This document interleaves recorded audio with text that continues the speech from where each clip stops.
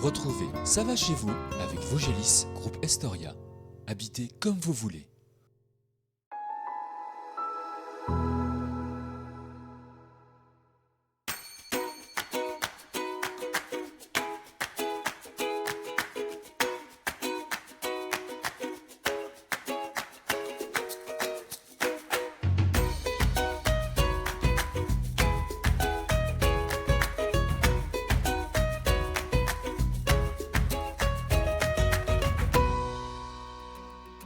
Nous partons cette semaine dans la communauté de communes Terre d'Eau, à une dizaine de kilomètres de Vittel, pour découvrir un village de près de 450 habitants. C'est à Houécourt que nous posons nos caméras à la découverte d'un écolieu en émergence, la Manuf. En fin d'émission, nous prendrons un café chez Cécile et Jean-Pierre Grand qui tiennent depuis de nombreuses années le Périgourdin. Ils cherchent aujourd'hui à prendre une retraite bien méritée. Mais pour débuter, Christian Prévost, nous sommes avec vous. Alors vous êtes le maire de la commune, également président de la communauté de communes Terre d'Eau. Alors avant de parler de Houécourt, on va parler un petit peu de l'actualité qui touche la communauté de communes Terre d'Eau. Les licenciements chez Nestlé, ça inquiète forcément, ça aura des répercussions sur le bassin d'emploi, le bassin économique. Bien évidemment, c'est notre souci majeur actuellement sur le territoire Terre d'Eau, puisque c'était quand même dans le cadre de l'agroalimentaire quelque chose d'important.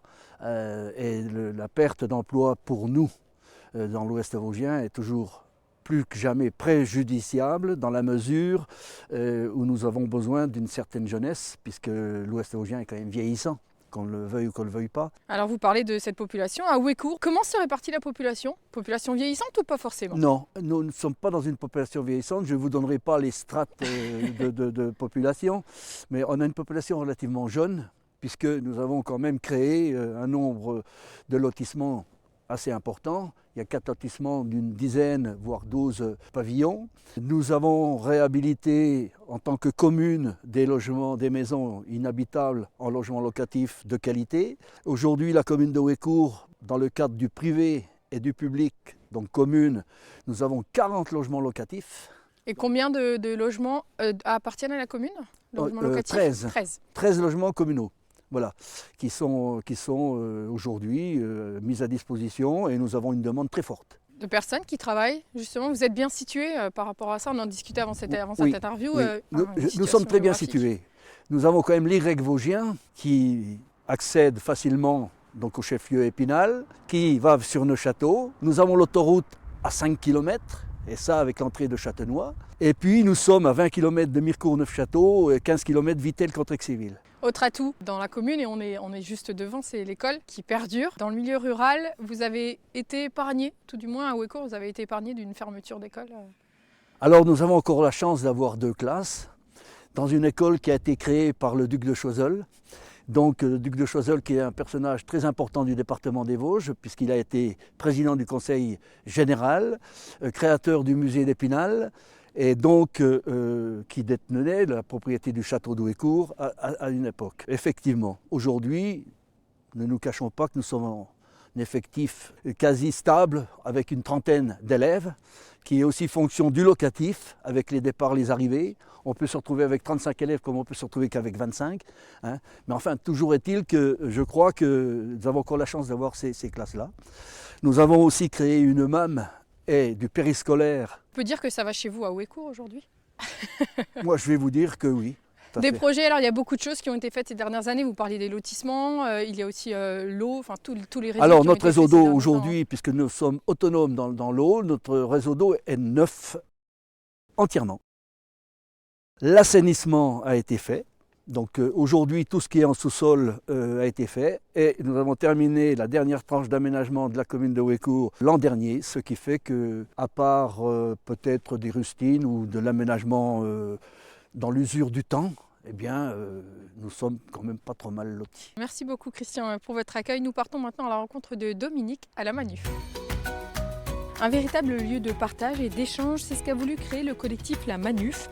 Un an après l'acquisition des lieux, on fait le point sur l'avancée du projet avec Dominique.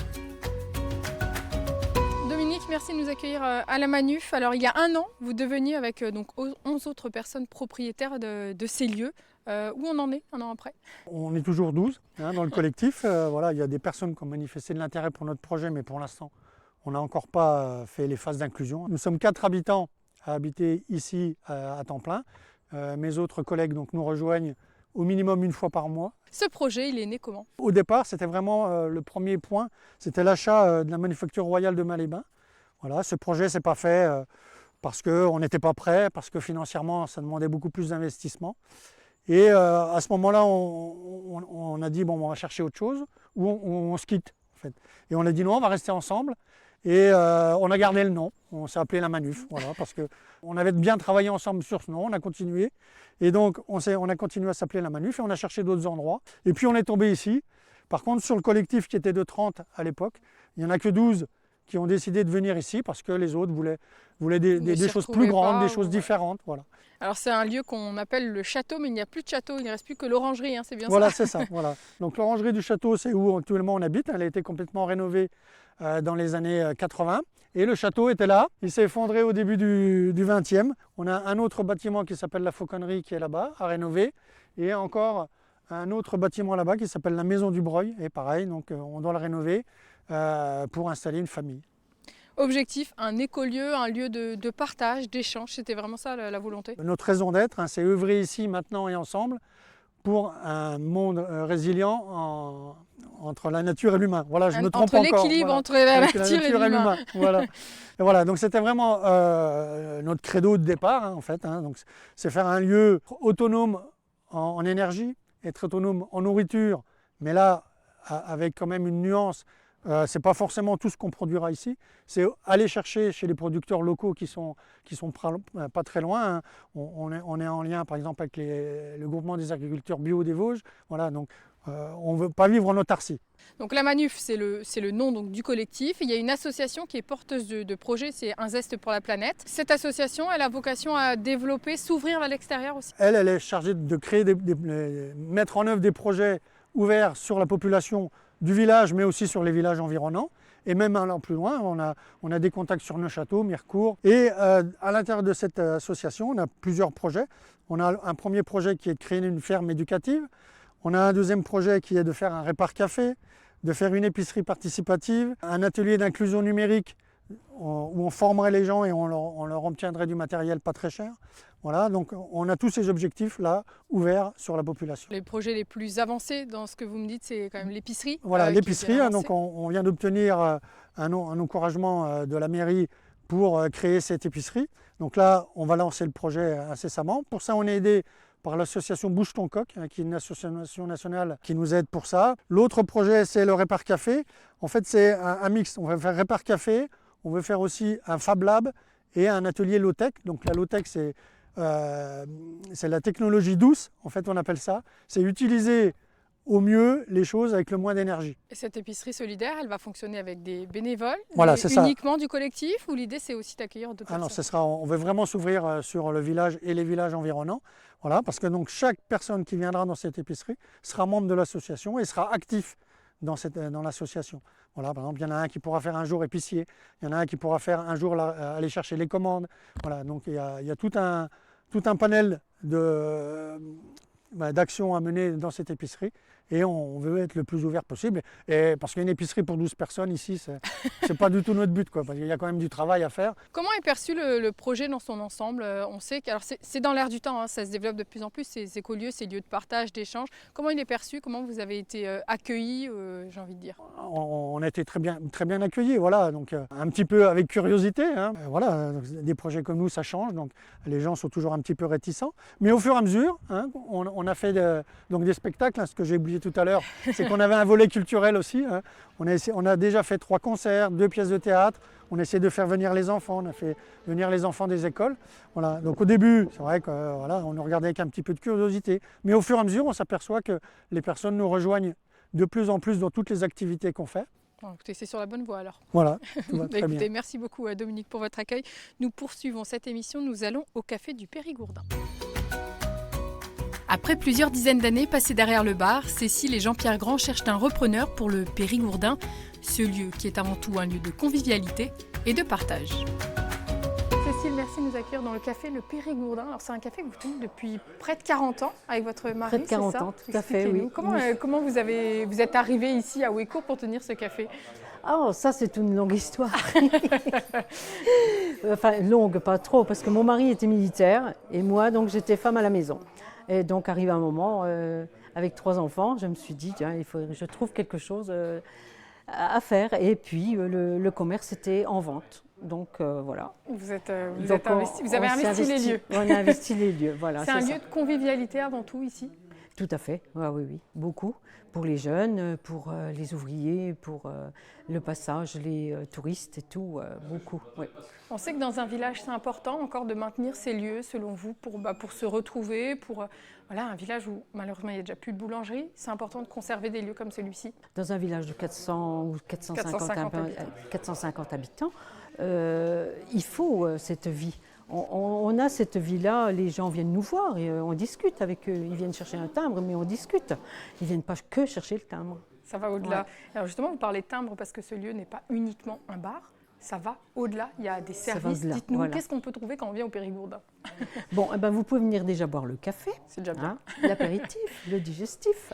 Vous pouvez venir vous amuser en famille, vous retrouver en famille. Vous pouvez venir donc faire des jeux. Vous pouvez faire acheter le tabac, bien sûr, et tout ce qui va avec, tous les articles divers. On a aussi la poste. Donc c'est un lien très important, surtout la poste parce que, en plus c'est un bon plus pour le relais poste, quoi. Donc la poste, avec fait le depuis colis, combien de temps? alors depuis 2006. Et vous avez senti vraiment ce besoin pour les habitants d'avoir ce relais poste ici dans la commune? Ah oui, tout à fait, oui, cette proximité, parce qu'on a le même service avec le facteur, donc c'est lui qui fait le lien avec le centre de tri, donc il vient chercher le courrier et tout, et c'est très très bien. C'est un vrai plus c'est pour, un vrai les, plus, pour les habitants c'est un vrai de la plus. commune. Oui, parce qu'autrement les habitants sont obligés d'aller à l'extérieur, ils sont obligés d'aller à Châtenois ou Gironcourt, et les horaires ne sont pas les mêmes. Nous, on a des horaires quand même très étendus. Donc Française des Jeux, tabac, voilà. Service de la Poste, oui. Et également on peut venir payer aussi ces amendes malheureusement. Voilà, ces amendes malheureusement, c'est ça, le paiement de proximité, ouais, paiement tout à fait, avec les taxes foncières et tout ce qui est même cantine et tout ça, vous pouvez venir payer ici.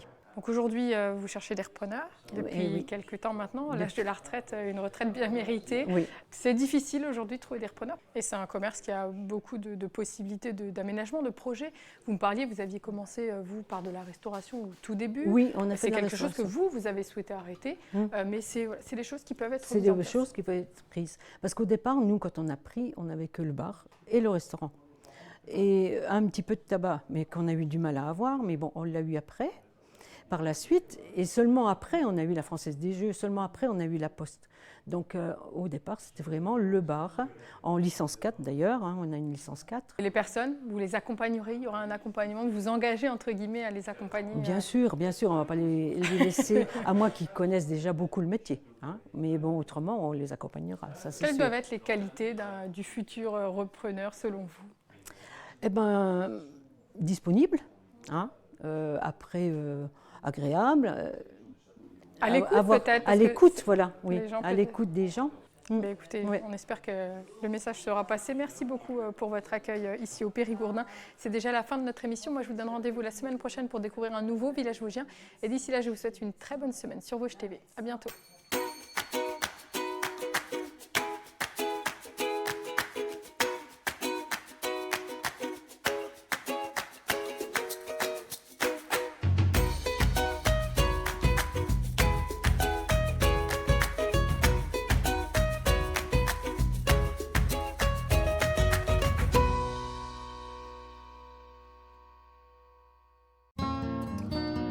Retrouvez Ça va chez vous avec Vosgelis, groupe Estoria. Habitez comme vous voulez.